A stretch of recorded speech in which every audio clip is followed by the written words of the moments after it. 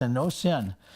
Not on this side of heaven, at least it doesn't, there's nothing in the Bible that indicates that's happening. And so this becomes a battle in the book of Judges with good people, good judges that lead people toward God, and bad judges that lead people away from God. And the mixture just makes for a really ugly story in the book of Judges. It's kind of discouraging. This is the time when Boaz is alive. He's living in that time. But Boaz is a good man. He decides he's going to follow what's good. And his name means, in him is strength. Matter of fact, when they built Solomon's temple, they had two huge pillars at the front of the temple that were no one had ever seen pillars like that in Israel before. They were so awesome. And they named the two pillars. And one of them was named Boaz. Right? In him is strength. Strength that holds it up, right? So Ruth, Ruth is a foreigner too. So Ruth's story is that there was the lady who becomes her mother-in-law is in Israel, and she's married to actually a guy named Elimelech. But they get married, and there's a time where the crops fail, and people get seriously hungry. And it happens more than 1 year in a row. And Elimelech decides it's time to maybe look elsewhere for food. We're starving. So he takes his two sons and his wife Naomi, and they go to a nearby town, a little bit kind of like Minnesota and Wisconsin. He takes them not thousands of miles away, but far enough away that they're in a little bit different environment farming-wise, where there's not a drought and there's not a famine going on. And he takes them there ostensibly for just a shorter period of time until things get better, and then he'll come back. But the famine stretches on, and he winds up getting involved in the community there. His two sons marry two Moabite women, which you weren't supposed to do in the Jewish culture. You were supposed to marry Jewish people so there could be more Jews produced, right? So they kind of disobeyed God there, and Elimelech dies. So now Naomi's got her two sons, both of whom are married. They're there for 10 years, but nobody has any kids. The two young couples don't have any children in 10 years. That's a long time in biblical years, right? To not have any children right after you get married. The two sons both die. And we don't know any of the circumstances of how this all happens, but we wind up with, the story starts with Naomi and her two daughters-in-law.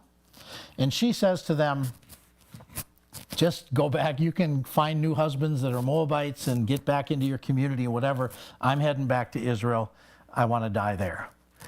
And Orpah, one of the daughter-in-laws, she loves Naomi, but she says, okay, fine, and she leaves. But Ruth says, nope, and it says Ruth just clings to her and says, I'm going where you're going. You know the statement. It's read in a lot of marriage ceremonies and things like that, right? I will serve your God. I will be with you. Okay. Now, the name Ruth, we don't know what it means in the Moabite language because we've lost the Moabite language, so we don't know. But there's a Hebrew word that sounds almost the same. It's a very similar word, and that word means companion. And that turns out to be true about her. She is a true companion. She gets it. She understands what it's going to take. So I got to catch up. Yeah, so let's keep going here. Oh yeah, Naomi's name in Hebrew meant pleasant. So she was a pleasant person, and she lived in a pleasant time until the famine. And now she's coming back to Israel, and she says, don't call me Naomi. Call me Mara, which means bitter. Because my life has turned to bitterness. I was very pleasant. I was happy. I had a good husband. I had good sons and two good daughters-in-law. And here I come back with nothing except the one daughter-in-law, and she's not even a Jew, right? So that's the situation as we open the story. There was a law that God gave the people in Leviticus chapter 22 that says, when you go out and you harvest in your field, don't harvest all the way to the edges. Leave some stuff on the edges for the poor so that they can come and they can get some food that way. It's an interesting system when you think about it, because the poor had to do some work It wasn't, bring it all in and then give a certain percentage to the poor. It was leave it there and let them come and get it, which is an interesting way that God would set the system up. But anyway, of course, not everybody did that. Some of the people were like, yeah, it's been a tough year. I have to let the poor take care of themselves. I'm taking it all, right? But Boaz, and it says Boaz was a very wealthy guy, that he had done well with inheritance and then maybe just good on his own. He was pretty old, by the way, by this time. We don't know the years, the Bible doesn't say, but if you think about, moving in with Joshua and Joshua and Rahab maybe being similar, Joshua's dead, so Boaz's mother is gone now too. He's not a 25-year-old, okay? But he's built up a wealthy operation, and he's got a farming operation, and he follows the rules. He tells his people, when you go out there, you leave the edges of the field alone and let the poor come. Okay, so that's going on, and Ruth decides, I'm going to go there and see if I can reap along the edges of the field.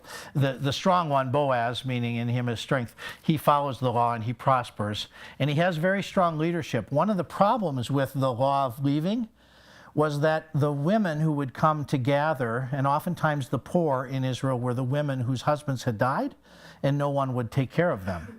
They were supposed to. The law said to do it. The law left specific rules about how to take care of them, which we'll get to in a minute, but many people just ignored the rules and let them suffer, especially when food was tight or money was tight, and then they'll have to go away. So what would happen is these women would come and evil men would prey on them. They would become victims of sexual assault. They would be mistreated.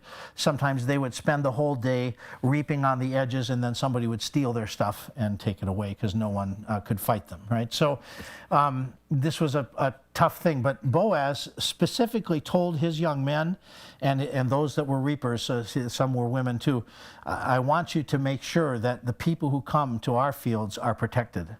You do not take advantage of them. You don't let evil friends take advantage of them.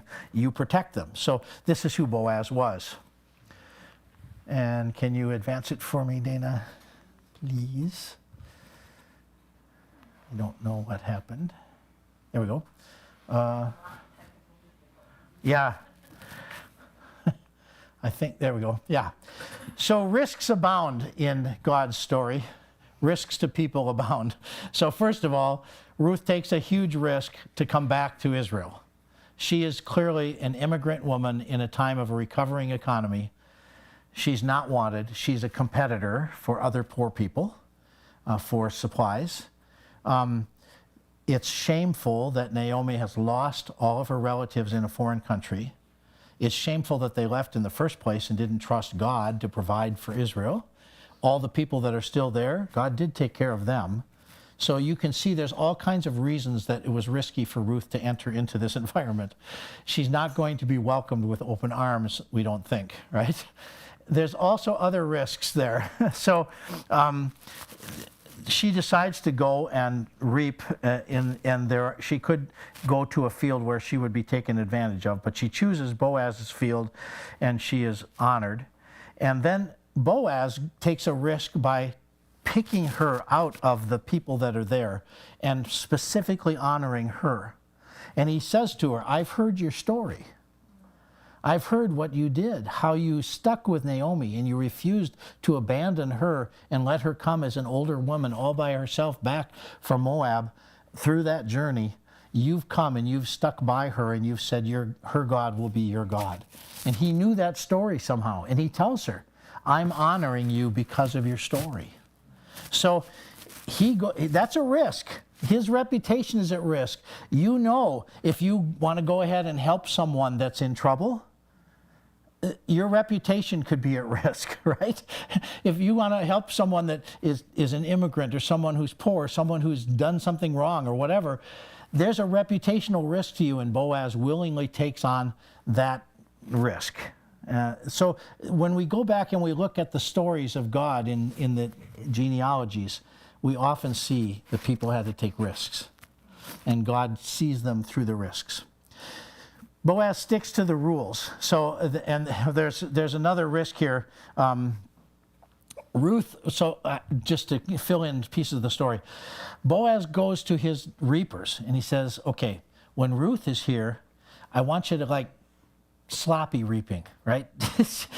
Normally they try to clean that field up really well. And the way they would do it is they would cut down, this was barley in this case, cut down the barley. They're not going to take the grain out of right there in the field. They're going to do that later. So they cut it and they wrap it in sheaves and then they just set the sheaves there.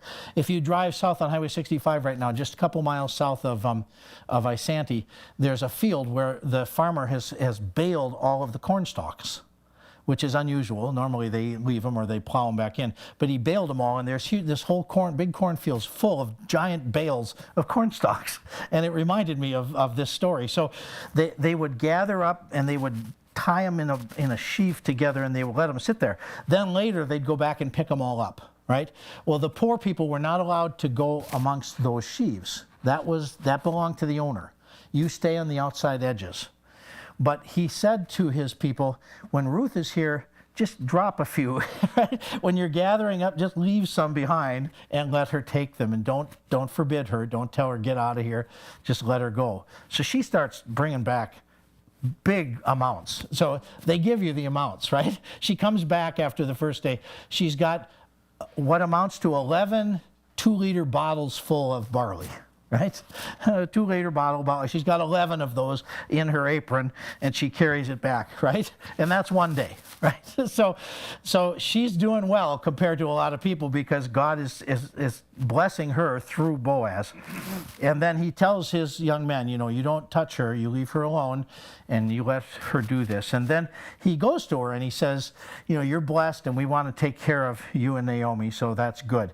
And Ruth goes back and tells Naomi this. She doesn't know this up front. But Naomi says, oh, he's one of our relatives. And there's a law in Israel that the relatives have to take care of a widow and her children, ostensibly a daughter-in-law, but nonetheless. And there's a system that God put into the law to do this. So Naomi says, you got to go and somehow get Boaz to volunteer because there's a bunch of relatives, big family tree, but nobody is standing up. And so Naomi's thinking maybe Boaz doesn't realize that, he's in line to actually help us officially, legally. So Ruth takes a big risk. At night, the reapers they bring all the sheaves up together to a threshing floor, and that's where they would pound out the grain and separate it from the stalks and then throw the stalks away. And they wouldn't do it at night, but they would bring it all up there, but then to protect it, they would sleep there. Because otherwise, anybody could come. You couldn't say whose grain was whose, like you wanted to steal some, be perfect time to do it. So they would sleep there. And Boaz would sleep right on the threshing floor, kind of a pounded out area of hard ground where they could do the threshing. And they'd get these big piles of grain, and he'd sleep by his pile and make sure that no one would steal it. Of course, because we have sin in the world, sometimes there were untoward things that went on in those little nights, right? The reapers would get together, have a little party down, let's have a great time, and maybe there would be some other unsavory things that would happen. Ruth comes to that. Now, this is risky because those who recognize her as a foreigner, as a vulnerable person, this would be a great time to take advantage of her. So she comes in quietly, and she waits until late, and so many are already sleeping, and Boaz is sleeping. And she goes to his feet, and she pulls a little bit of his kind of blanket thing over her. She wore a heavy cloak, so she'd stay warm also. And she lays down and just waits there.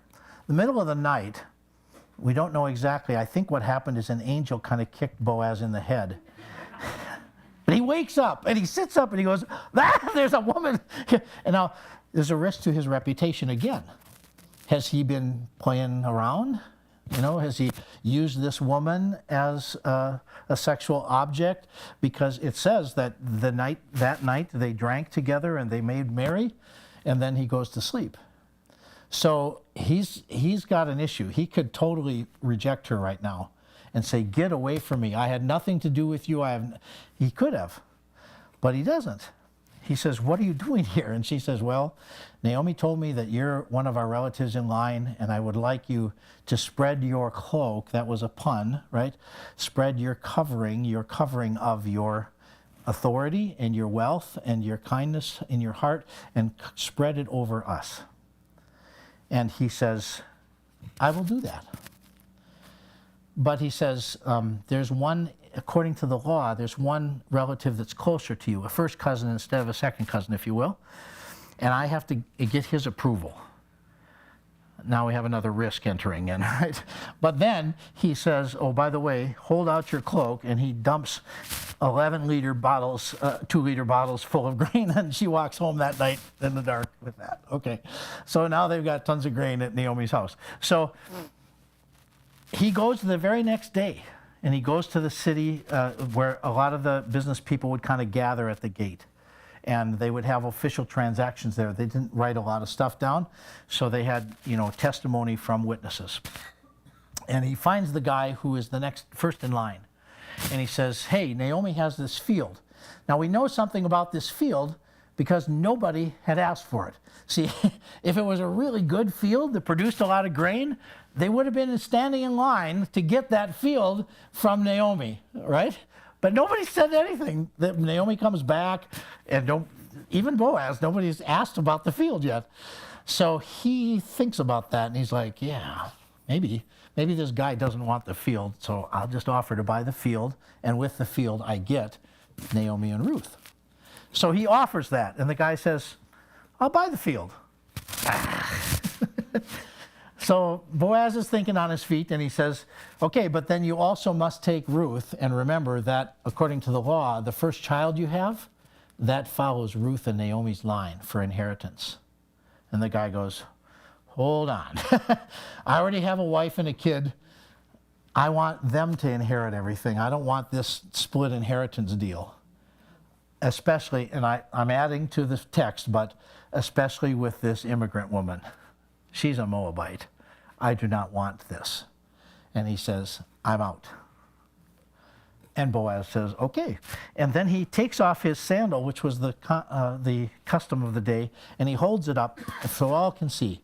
And I thought about that, and I thought, what a weird custom. But you know what you can't do? If you don't have your sandal on, you can't walk out of the deal. Right? So he holds up his sandal, and he says, I'm doing this deal. And I can't walk out of it. I testify with my upheld sandal. This is it. I take the field. I take Ruth and Naomi. Everybody goes, yay, blessing. And they say a blessing on him. And okay, good. And he goes off. All right. So that's the beautiful part about this. There were all these risks that made this story work. But strength and companionship got together. To me, that's the message of this story. The part that points us to Jesus is when strength meets this companionship, and you've got this amazing and beautiful partnership now that leads to children. And a funny thing happens when they have kids. Their first son is named Obed. If you'd like to know what his name is, you have to come next week, because Kay is going to talk about Obed, but I'll leave that to her. But the cool thing was, he should have been named Mahlon, which is Ruth's widowed husband, right? Ruth's former husband was named Mahlon. He should have been named Mahlon, and then there would be that clear line of descendancy. But it says the community named him Obed. All the other people said, no, his name is Obed. And they went, okay, fine. So it's the coolest thing. And then it leads on to David, right? So the great-grandpa of David is Boaz and Ruth, great-grandpa and grandma, right? So what are the lessons from this? And I'll finish now. God knows each story, and he shows up in it. So God shows up in this little story of Boaz. If you just read Matthew and you hadn't ever read Ruth, you'd skip, you go to Boaz, blah, blah, blah, blah, blah, right? And go right on by. But when you stop and pick a name and dig down into that name, you find that God has been active in every generation. That's important. God provides a way for these people. That's a great lesson. And in every story, he always provides a way. And each story points us to Jesus. Now, how do we get to Jesus in this story? because there's a Hebrew term for what Boaz did. When the law said, if you are related to someone who's lost their husband, you need to redeem them. And the title is a kinsman redeemer. One who is related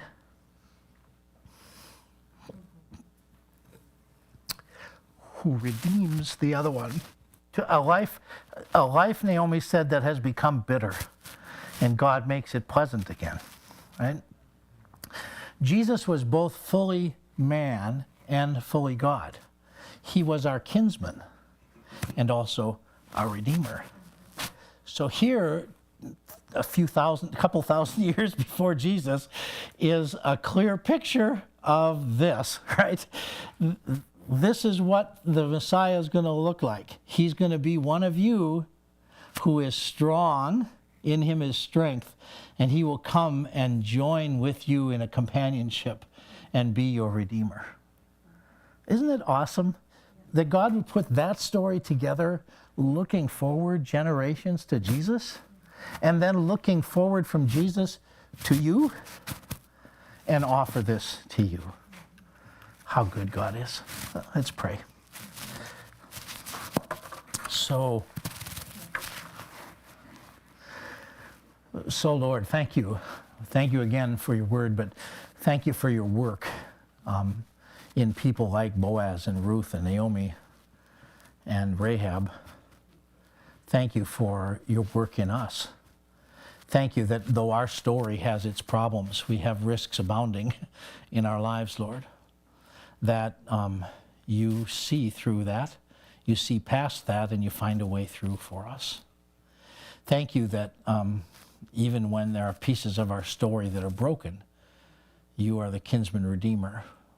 There's pieces of our story that have turned bitter, but you are the one who makes them pleasant.